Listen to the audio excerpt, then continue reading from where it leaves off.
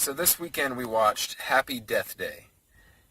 And I've got to be honest, going into it, I kind of had an idea that I wasn't going to like it, and that it was going to be cheesy, kind of like B-movie-ish, and that it just wouldn't be very good.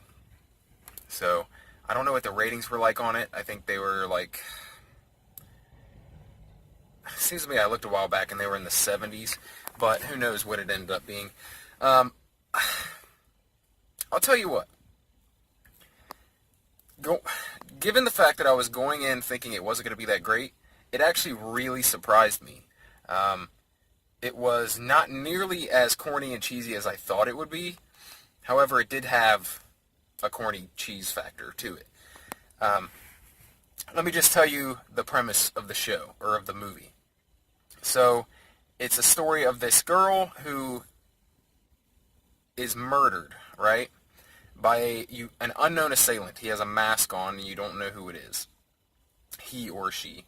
You have no idea who it is, right? And she's trying to figure out who it is because what happens is she gets killed and then wakes up again and repeats the exact same day over again, right? Like she dies and then the next thing you know, she's waking up the next day.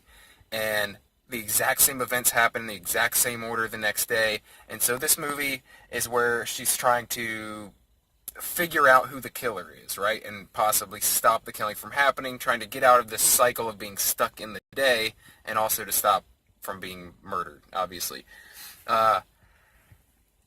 So it's kind of Groundhog Day meets Scream, like the original Scream, or the original Scream movies. I've never watched the Scream show that's on MTV, but the movies, the very first Scream movie, I loved. I thought it was awesome.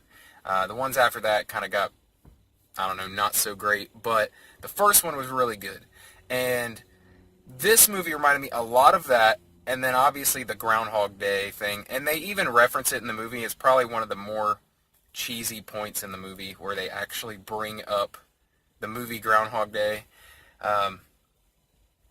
So I remember when that happened, and I'm like, wow. Did they really call attention to that? Like, oh, this is just like Groundhog Day. Like, the audience didn't already know that. But like I said, the movie actually really surprised me. It was thoroughly entertaining. It was pretty funny. It wasn't as cheesy as I thought it would be, and it actually kept me interested. Like, I wanted to find out who the killer was. So, yeah, honestly, I was pretty surprised. I would recommend it. I wouldn't expect to be awed by it or anything, but it's a good time. Definitely a good time. I didn't regret it after watching it, which I thought I would. I thought I was going to watch this movie and be like, wow, that was a waste of my that was a waste of my time watching that movie. I actually stayed up late that night, and I had to work early the next morning because I wanted to finish the movie. And, if it wasn't so good, I probably just would have went to bed, but it actually kept me awake, kept me interested, and so, you know, I'm not going to rate it up there like an 8 or a 9. Probably a solid 7.5. Maybe almost an 8, just because it was entertaining and because it caught me off guard. Like, honestly, it made it better, I guess, that I wasn't expecting it to be that good. So, yeah, solid 7 to 7.5 movie. It is a good time. Like, it's a good time. I can't give it, a 9. I can't compare it with some of the other great movies that I would rate a 9. So I can't justify doing that. But I don't know if it's quite an 8 either, but it's definitely a solid 7 to 7.75, right? Up there near an 8, but can't quite give it an 8. Anyway, so it is entertaining. I would suggest watching it. Like, I would recommend watching it, but don't expect it to blow your mind or anything, but, just have fun with it. Enjoy the film.